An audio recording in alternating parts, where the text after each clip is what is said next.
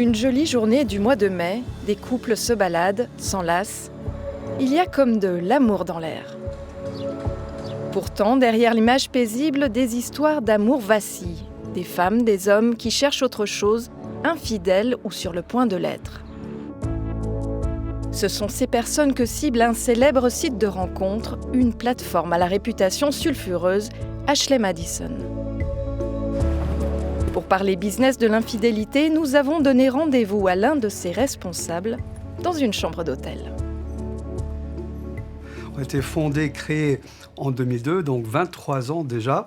Et dès le début, a toujours été un site de rencontre un peu différent, un peu particulier. Donc voilà, on ne vient pas a priori sur notre plateforme pour trouver le grand amour, sinon plutôt un amour éphémère, une relation, une aventure extra-conjugale.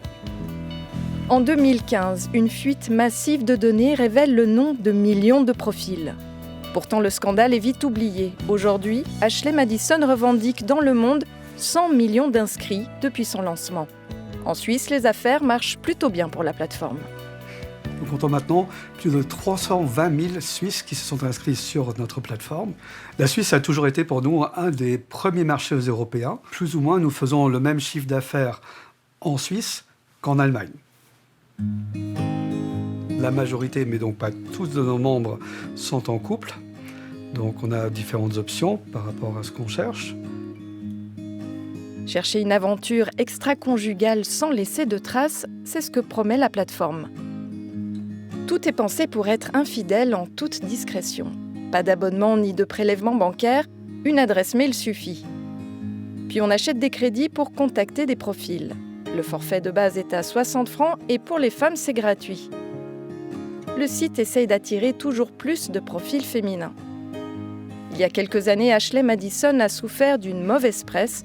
Trop peu de femmes, on a même parlé de faux profils féminins pour attirer les hommes. Aujourd'hui, la société assure que l'équilibre entre les sexes est presque atteint. En Suisse, si on regarde un peu la moyenne des dernières années, par rapport aux femmes membres actifs et aux hommes membres actifs payants, la relation est de 1 homme pour 0,8 femmes, donc pratiquement ex aequo. Pour mieux connaître son public cible, la plateforme a récemment commandé un sondage sur l'infidélité. Les résultats pour la Suisse ont surpris tout le monde, eux les premiers. En Suisse, 51%, donc plus la majorité, plus de la moitié des Suisses disent avoir déjà trompé à leur partenaire au moins une fois. Et ce chiffre, en Europe, est de loin le plus haut. Dans d'autres pays comme l'Allemagne, l'Italie, l'Espagne, le Royaume-Uni, c'était entre 20 et 30%. Donc la Suisse devance de plus de 20% les autres pays européens. Et au niveau global, c'était dans le top 3. L'infidélité au pays d'Ashley Madison semblerait presque épanouissante et même heureuse. Pour prendre un peu de distance avec ce discours, nous sommes allés à la rencontre de l'écrivaine Mélanie Chapuis. L'infidélité est au cœur de son dernier texte, écrit pour le théâtre. Oh, j'ai pas apprécié qu'il soit amoureux de vous, bien sûr, j'ai eu du chagrin, j'en étais blessée. Puis j'ai trouvé ça facile, puéril, moche. J'ai présumé qu'il vous aimait pour les mêmes raisons qu'il m'avait aimé. Votre spontanéité, votre sensibilité maladroite, votre liberté, votre joie de vivre. Tout ça que j'avais perdu à son contact. Je pense pas qu'on puisse avoir une infidélité heureuse. Bon, il y a toujours, elle est peut-être heureuse un moment, mais il y a toujours un moment où on a envie de plus ou de moins, où on se sent prisonnier, où on se sent dégueulasse, où on a honte, où on se sent coupable, où il y a de la colère aussi, où on se trouve des excuses. Oui, je suis infidèle parce que l'autre. Bah alors, faut partir en fait. Je crois qu'il faut avoir le courage de pas continuer plutôt que d'être infidèle. Moi, mes deux personnages, elles sont vraiment elles partagent le même homme depuis des années. Et c'était là-dessus que j'avais envie d'écrire, parce qu'il y a plus de choses à dire, il y a plus de douleur, effectivement, que un coup d'un soir à 1000 km avec un entourage qui n'est pas le même, avec quelqu'un qu'on ne reverra pas. Et là, je vous lis la maîtresse. Il y a peut-être eu un moment durant lequel je ne me suis plus rien promis du tout. Où je me suis convaincue que c'était bien, l'amour contraint, que ça ménageait l'amour, que la passion pouvait ainsi durer toujours, et que c'était beau, enviable, un amour éternel. Et puis non, j'ai bien vu que non. Il y a tous ces matins où on se réveille seul, tous ces moments qu'on aimerait partager, l'apéritif sur la terrasse, un verre de vin, des pistaches, ce genre de choses. Rire ensemble, parfois. Ou ces jours où on est joli et où le cafard nous tombe dessus parce qu'il n'est pas là pour nous le dire. Ces jours où on se trouve pathétique et à transpirer comme une conne sur notre vélo d'appartement, en prévision d'un rendez-vous qu'il annulera au dernier moment parce que soudain, vous aviez des soupçons. Après cette délicate parenthèse littéraire, retournons dans la réalité très terre-à-terre du business de l'infidélité. Sur la piste des couples adultères, on se retrouve dans une petite camionnette aux vitres teintées. Nous sommes en filature avec un détective privé. Parce qu'il doit rester discret, nous ne verrons pas son visage. Les histoires d'adultère, c'est un peu son quotidien. Elles représentent 30% de ses mandats. En filoche, comme on dit, les journées peuvent être très longues. 80% du temps, on va le passer dans la voiture et il va s'agir de rester attentif et prêt à pouvoir réagir au moment où le sujet va sortir du bâtiment. Notre client, ce qu'il souhaite, c'est faire une levée de doute, c'est-à-dire que c'est des doutes qui ne sont pas confirmés. Donc notre objectif, ça va être de documenter la journée complète du sujet qu'on surveille. C'est toujours mieux qu'on puisse avoir des images de ce qu'on constate parce que c'est hyper frustrant pour un client quand on lui explique une situation et qu'on n'a pas de photos. Et on y va. Avant l'étape des photos, il y a bien sûr des signes qui éveillent les soupçons d'adultère. C'est souvent une question comportementale. Quand vous êtes longtemps avec quelqu'un et puis que vous voyez son comportement qui change, forcément vous vous posez des questions. Ne serait-ce que de s'acheter un nouveau pull, un pantalon, une veste, alors que ça fait des années qu'il n'a pas fait, ou bien des prises de douche intempestives, plus que d'habitude.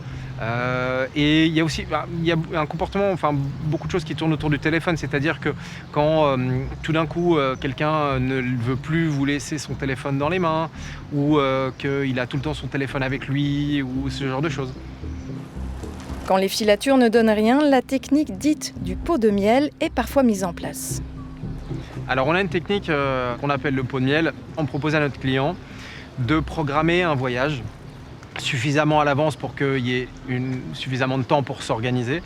Et puis à partir de ce moment-là, on planifie une observation et on regarde ce qui se passe. Et en général, ça marche assez bien parce que quand le chat n'est pas là, les souris dansent.